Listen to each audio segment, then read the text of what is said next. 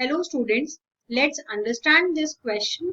The question is the number of cis and trans isomers possible for the following compound are, and we have this particular compound जिसमें हमें cis and trans isomers का count बताना है, and for that we have these four options. First is 2, second is 4, third is 6 and fourth is 8. तो अगर हम यहाँ पे इस मॉलिक्यूल को देखते हैं तो इस मॉलिक्यूल में ये वाला जो डबल बॉन्ड है, इस डबल बॉन्ड के अक्रॉस ज्योमेट्रिकल आइसोमेरिज्म पॉसिबल नहीं है, क्योंकि इस कार्बन के साथ यहाँ जो दो ग्रुप्स लगे हैं ये दोनों ग्रुप सेम कंसिडर किए जाएंगे, क्योंकि ये रिंग है तो हम इस रिंग को एक ऐसे हाइपोथेटिकली यहाँ से ब्रेक करेंगे, यानी ये दोनों सिमेट्रिकल ग्रुप्स कंसिडर किए जाएंगे, यानी इस कार्बन के दोनों ग्रुप सेम है, यहाँ पे एक हाइड्रोजन है और एक ये पूरा ग्रुप है, तो यहाँ इस डबल बॉन्ड के अक्रॉस ज्योमेट्रिकल आइसोमेरिज्म पॉसिबल नहीं है। एंड यहाँ पे ट्रिपल बॉन्ड है, ट्रिपल बॉन्ड के अक्रॉस भी ज्योमेट्रिकल आइसोमेरिज्म पॉसिबल नहीं है, यानी ज्योमेट्रिकल आइसोमेरिज्म सिर्फ और सिर्फ ये जो बीच में डबल बॉन्ड है इसके अक्रॉस पॉसिबल है। तो अगर हम यहाँ पे देखें, हम इसके दो आइसोमर बना सकते हैं, एक सिस एक ट्रांस। किस तरीके के बनेंगे यहाँ पे देखते हैं। So we have this 5-membered ring and यहाँ से ये डबल बॉन्ड एंड फिर उसके बाद ये वाला जो डबल बॉन्ड है इसके साथ ये पूरा ग्रुप अगर हम इस तरीके से अरेंज कर दें कि जैसे ये हाइड्रोजन एंड ये हाइड्रोजन ऑपोजिट साइड पे हो गए, सो दिस इज दी ट्रांसफॉर्म। ऐसे ही अगर हम देखें दूसरा आइसोमर, तो ये 5-membered रिंग, ये वाला डबल बॉन्ड एंड देन यहाँ पे जो डबल बॉन्ड है इस डबल बॉन्ड से ये वाला जो ट्रिपल बॉन्ड वाला ग्रुप है ये इस तरीके से प्रेजेंट हो अगर, तो हम यहाँ पे इसके बेस पे बोल सकते हैं कि ये दोनों हाइड्रोजन क्योंकि सेम डायरेक्शन में आ जाएंगे तो ये हो जाएगा सिस फॉर्म। तो ये दो आइसोमर यहाँ पे पॉसिबल हैं, सिस एंड ट्रांस, और कोई पॉसिबिलिटी नहीं है। So we can say that 2 cis and trans isomers are possible, and अगर हम ऑप्शन के अकॉर्डिंग देखते हैं, so 2 is given in the first option, so we can say that the correct option is A option. Increasing order of stability among the three main conformation, that is eclipse, anti-gauge of ethylene glycol is, and we have these four options, यानी यहाँ इस question में हमें ethylene glycol के ये जो तीन main कॉन्फर्मर्स हैं इक्लिप्स, गॉच और एंटी, इनको इंक्रीजिंग ऑर्डर ऑफ स्टेबिलिटी में अरेंज करना है। इनका अगर हम स्टेबिलिटी ऑर्डर देखें तो हम उसके लिए सबसे पहले कॉन्फर्मर्स के स्ट्रक्चर्स देखेंगे। तो these are the structures of these conformers. सबसे पहले ये अगर देखें, दिस इज इक्लिप्स्ड फॉर्म, जिसमें ये दोनों जो ग्रुप्स हैं ये बिल्कुल आमने सामने आएंगे। अगर हम यहाँ पे प्रोजेक्शन में देखते हैं, so both the OH groups they are directly facing each other. So इसकी वजह से, यानी because of these bulky groups there will be repulsion. So इस रिपल्शन की वजह से इसकी स्टेबिलिटी थोड़ी कम हो जाएगी। तो अगर हम देखें, सबसे कम स्टेबल होगा इक्लिप्स्ड फॉर्म, उससे थोड़ा ज्यादा स्टेबल फॉर्म होगा स्टैगर्ड फॉर्म या फिर एंटी फॉर्म, जिसमें ये दोनों बल्की ग्रुप्स एक दूसरे से बहुत दूर हैं, यानी अप्रोक्सीमेटली 180 डिग्री अपार्ट हैं ये। तो अगर इस कॉन्फर्मेशन के अकॉर्डिंग हम देखते हैं तो ये ग्रुप्स बहुत ही ज्यादा दूर होने की वजह से ज्यादा स्टेबिलिटी प्रोवाइड करेंगे, यानी इक्लिप्स से थोड़ा ज्यादा स्टेबल फॉर्म होगा स्टैगर्ड फॉर्म। नॉर्मल कंडीशंस में स्टैगर्ड फॉर्म सबसे ज्यादा स्टेबल होता है, लेकिन यहाँ पे बिकॉज मॉलिक्यूल इथिलीन ग्लाइकॉल है तो उस केस में हम देखें सो गॉच फॉर्म थोड़ा ज्यादा स्टेबल हो जाएगा, क्योंकि अगर ये दोनों ग्रुप्स बहुत ज्यादा दूर हो जाएंगे तो इनमें हाइड्रोजन बॉन्डिंग का स्कोप खत्म हो जाएगा। लेकिन अगर ये इस तरीके से विसिनिटी में रहेंगे, डायरेक्टली फेसिंग भी ना हो और बिल्कुल दूर भी ना हो, विसिनिटी में हो, तो यहाँ पे हाइड्रोजन बॉन्डिंग स्टार्ट हो सकती है।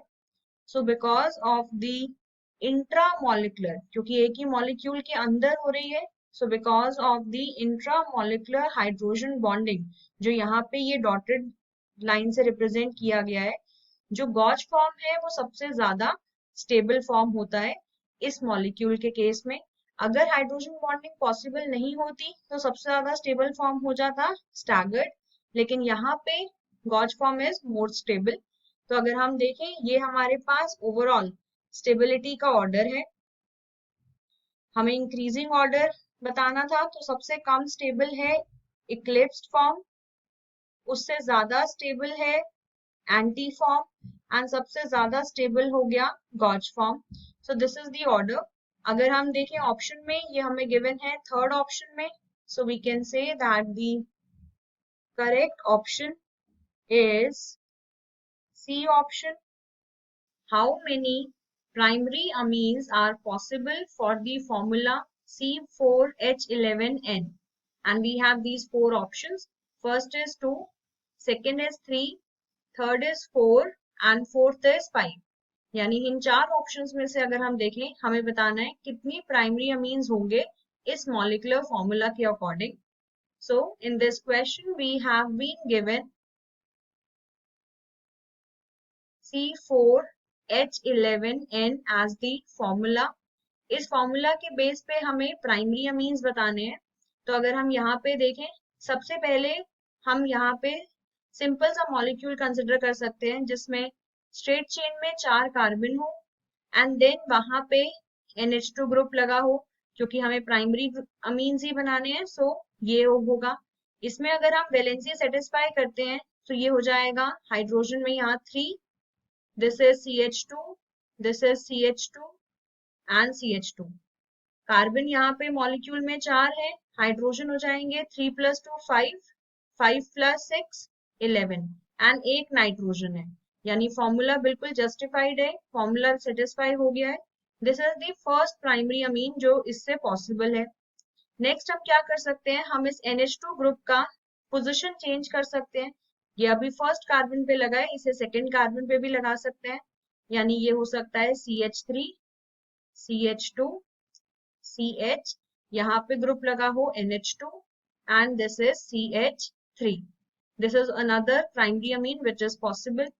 नेक्स्ट हमारे पास ऑप्शन है कि हम यहाँ से ये जो हमने 4 कार्बन का चेन रखा है, इसे हम 3 कार्बन का चेन बना सकते हैं। यानी स्ट्रेट चेन में देयर आर 3 कार्बन एटम्स।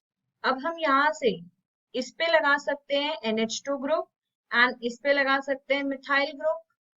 सो ये हो जाएगा CH2, now this is CH and ये होगा CH3। सो ये एक स्ट्रक्चर पॉसिबल है। This is again a primary amine. Next possibility अगर हम देखें, हम यहाँ पे इस तरीके से 3 कार्बन रख सकते हैं स्ट्रेट चेन में और एक ही कार्बन पे NH2 ग्रुप लगा सकते हैं एंड उसी कार्बन पे मिथाइल ग्रुप प्रेजेंट होगा। सो ये भी एक पॉसिबल है।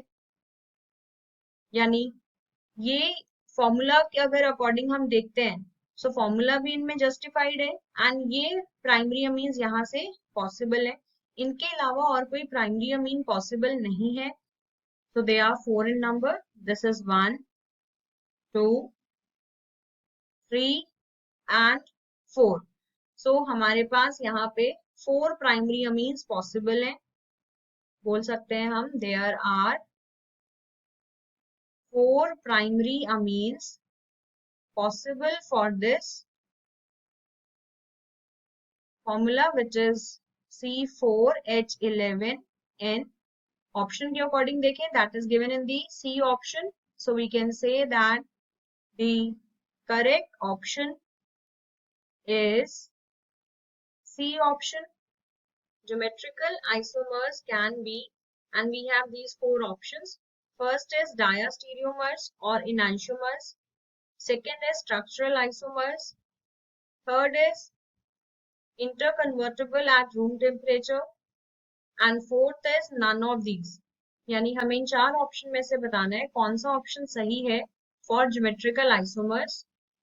एंड उनके बारे में जो स्टेटमेंट्स अगर हम देखें जो यहाँ पे हमें गिवन है, उसमें सबसे पहला स्टेटमेंट है डायास्टीरियोमर्स हो सकते हैं या इनांशियोमर्स हो सकते हैं। एक बार इसे चेक करेंगे हम। सबसे पहला एक बेसिक एग्जांपल हम लेते हैं ज्योमेट्रिकल आइसोमर का। Let's take the butene system, जिसमें हमें पता है कि इसके ये दो ज्योमेट्रिकल आइसोमर्स पॉसिबल हैं। This is the cis form and this is the trans form, जिसमें जो सेम ग्रुप्स हैं अगर वो डबल बॉन्ड सिस्टम के ऑपोजिट साइड पे हो जाएं तो हम बोल देते हैं ट्रांस, एंड अगर सेम साइड पे हो तो हम बोलते हैं सिस। तो ये मॉलिक्यूल है जिसमें ये दो ज्योमेट्रिकल आइसोमर्स पॉसिबल है।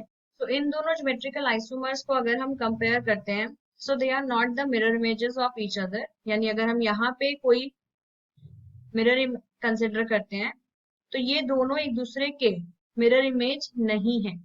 तो अगर ये मिरर इमेजेस नहीं है सो दे कैन बी डायास्टीरियोमर्स, क्योंकि डायास्टीरियोमर्स हम उन आइसोमर्स को बोलते हैं जो एक दूसरे के मिरर इमेजेस नहीं होते हैं।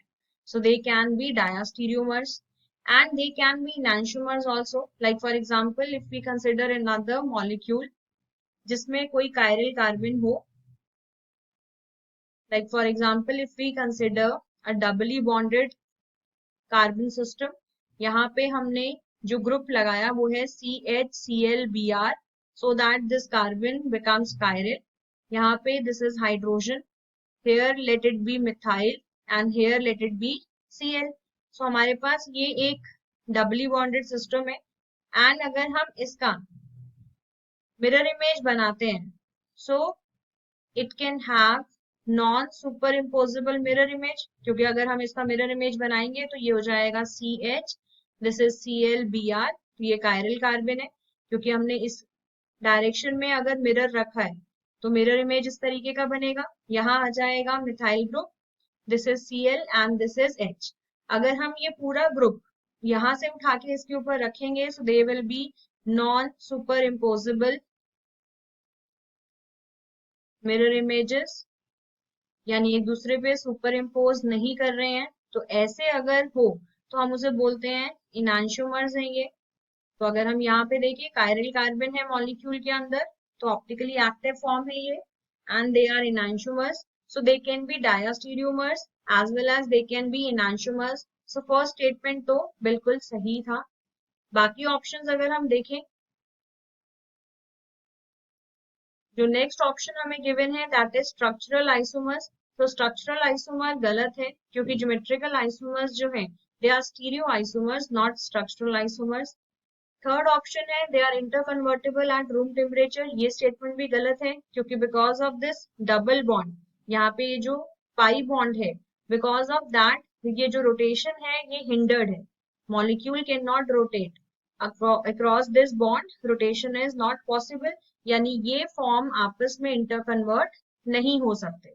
तो अगर हम ऑप्शंस के अकॉर्डिंग देखें सिर्फ फर्स्ट स्टेटमेंट ही सही है, so we can say that the correct option is A option. Phenol and benzyl alcohol are, and we have these four options. First is functional isomers, second is homologies, third is position isomers, and fourth is none of these. यानी हमें बताना है phenol and benzyl alcohol में इनमें से कौन सा relation है। तो हम सबसे पहले इनका स्ट्रक्चर बनाएंगे। So phenol is this benzene ring with OH as the substituent. This is the structure of phenol. And benzyl alcohol का अगर हम स्ट्रक्चर बनाते हैं तो we have this benzene ring and उस पे ग्रुप होगा CH2. Then we have the OH group. So ये हमारे पास स्ट्रक्चर हो जाएगा बेंजाइल अल्कोहल का। तो अगर हम यहाँ पे इन दोनों का स्ट्रक्चर देखते हैं तो ये फंक्शनल आइसोमर्स नहीं है। फंक्शनल आइसोमर्स होने के लिए इनका मॉलिक्यूलर फॉर्मूला सेम होना चाहिए, जो कि हमें यहाँ पे क्लियरली दिख रहा है कि दोनों का मॉलिक्यूलर फॉर्मूला सेम नहीं होगा। सो ये फंक्शनल आइसोमर्स नहीं है। नेक्स्ट ऑप्शन है कि होमोलॉगीज हो, तो होमोलॉगीज होने के लिए वो सेम ही फंक्शनल ग्रुप को बिलोंग करने चाहिए, यानी फिनोलिक ग्रुप होना चाहिए या अल्कोहलिक ग्रुप होना चाहिए। एंड वो एक ही सीरीज को बिलोंग करने चाहिए, जो केस यहाँ पे नहीं है। नेक्स्ट ऑप्शन अगर हम देखें पोजीशन आइसोमर्स, तो पोजीशन आइसोमर में जो फंक्शनल ग्रुप होता है मेन, उसकी पोजीशन चेंज होती है, तो ये पोजीशन आइसोमर भी नहीं है। यानी हम बोल सकते हैं दे आर नॉट फंक्शनल और positional isomers as they do not have same formula। सबसे पहली इंपॉर्टेंट बात है कि फॉर्मूला ही सेम नहीं है, क्योंकि आइसोमर होने के लिए जो उनका केमिकल फॉर्मूला है वो सेम होना चाहिए। फिर हम कोई और चीज चेक करते हैं। So at the first place they don't have same formula, so वो आइसोमर्स तो हो ही नहीं सकते, and they are not even homologies. So the correct option is D, इनमें कोई भी रिलेशन नहीं है। So we can say that the correct option is D option, which is none of these. I hope it is clear to you now. Thank you.